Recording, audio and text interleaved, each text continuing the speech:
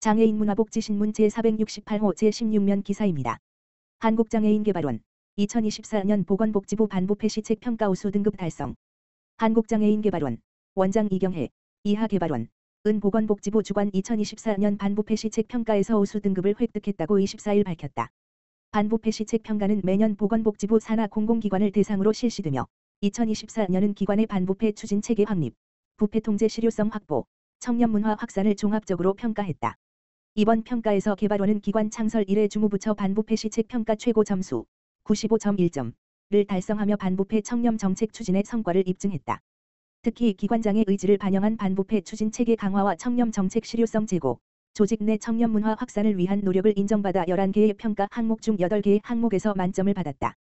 개발원 이경혜 원장은 기관의 반부패 및 청렴 정책이 우수한 평가를 받은 것은 임직원 모두가 함께 노력한 결과라며 앞으로도 청렴한 조직 문화를 정착시키고 국민에게 신뢰받는 기관으로 발전할 수 있도록 최선을 다하겠다고 전했다.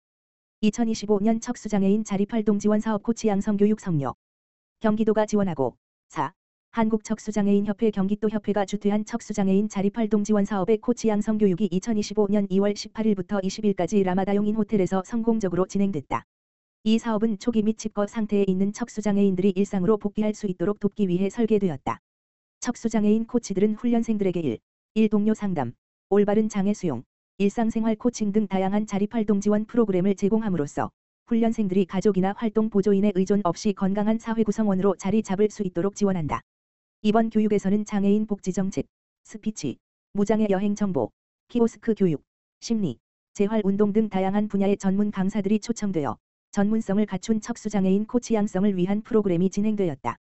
교육을 수료한 코치들은 사회 복귀에 어려움을 겪고 있는 초기 및 집거 척수장애인들에게 큰 도움이 될 것으로 기대되고 있다. 군포 양지의 집, 국립현대미술관 나눔미술은행 선정. 양지의 집은 올해 2025년 국립현대미술관 나눔미술은행에 선정되었다. 2025년 2월 5일부터 26년 2월 4일까지 양지의 집 곳곳에 기관 장애예술인 작품 1점을 포함한 국립현대미술관 미술은행 소장품 총 13점을 전시한다. 나눔미술은행은 참여기관을 대상으로 소장품 무상대여 및 전문가들의 작품 제안부터 설치까지 지원하는 국립현대미술관 미술은행의 사회공헌 프로그램이다. 국립현대미술관은 지난 2019년부터 전국 문화취약지역의 다양한 기관을 대상으로 운영하고 있다. 양지의 집은 미술은행의 수준 높은 작품을 무상으로 전시하면서 지역 주민들과 기관 이용객들의 문화예술 향유 기회를 확대할 수 있을 것으로 기대된다. 윤순희 원장은 중증 와상 장애인들은 외부 나들이가 쉽지 않은데 시설에서 직접 작품을 감상할 수 있어 감사하다.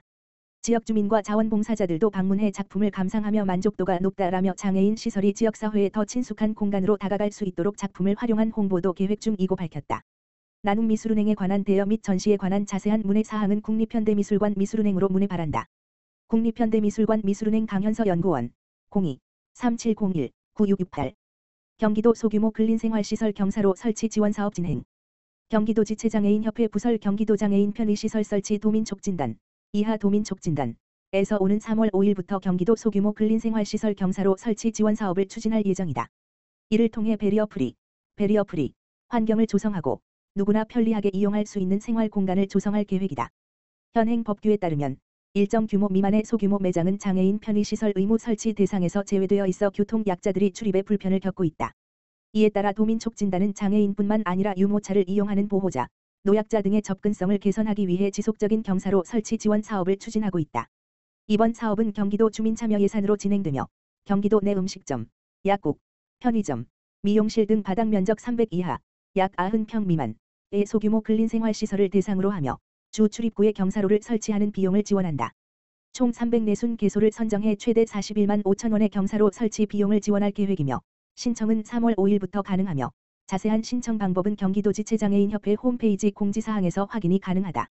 도민촉진단은 2021년도에도 경기도 주민참여 예산으로 소규모 공중시설에 대한 경사로 지원 사업을 설치하여 도내 200여 개 업소의 이동약자 편의를 위한 경사로를 지원한 사실이 있으며 2023년도에는 노후 아파트에 대한 이동약자에게 불편을 주는 통행로 개선 사업을 지원하여 도내 29개 아파트를 대상으로 100여 개소에 대한 시설을 개선하였다. 65세 이상 발달장애인도 주간활동 서비스 이용이 가능합니다. 보건복지부 장관 조규홍은 2월 24일 월 성인 발달장애인의 의미 있는 낮 시간 보장 및 보호자의 돌봄 부담을 경감하기 위해 2025년 3월부터 주간활동 서비스 연령 제한을 완화한다고 밝혔다.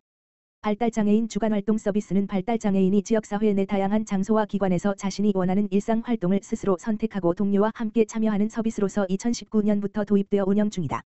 별표 쌓인 주간활동 서비스 18세 이상 25년 기준 1.2만 명 대상 2,220여 원. 별표 쌓인 방과 후 활동 서비스 6세 이상 물결표 쌓인 18세 미만 25년 기준 1.1만 명 대상 631억 원. 기존에는 18세 이상 65세 미만의 발달장애인만 이용할 수 있었지만 올해 3월부터는 18세 이상의 등록 발달장애인이면 서비스 이용이 가능하도록 제도를 개선하여 65세가 넘어가더라도 서비스 중단 없이 지속적인 돌봄과 자립 지원이 가능해지게 된다. 이와 함께 발달장애인 부모 상담 서비스 별표 사인을 이용하는 경우 대면 상담 외에 영상통화 등을 이용한 비대면 상담 서비스를 이용할 수 있게 된다. 이를 통해 발달장애 자녀의 돌봄 등으로 기관을 방문하여 심리상담을 받기 어려운 보호자들이 보다 편리하게 서비스를 이용하고 심리적 안정을 취할 수 있을 것으로 기대된다.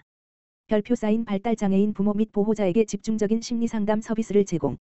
보건복지부 손호준 장애인정책국장은 주간활동 서비스 이용 연령 기준 완화와 비대면 부모 상담 서비스를 통해 발달장애인 당사자들의 자립 지원과 가족들의 돌봄 부담 경감에 도움이 되길 바란다라며 발달장애인의 삶의 질을 높이고 돌봄 공백을 해소하기 위해 계속해서 노력할 것이라고 밝혔다.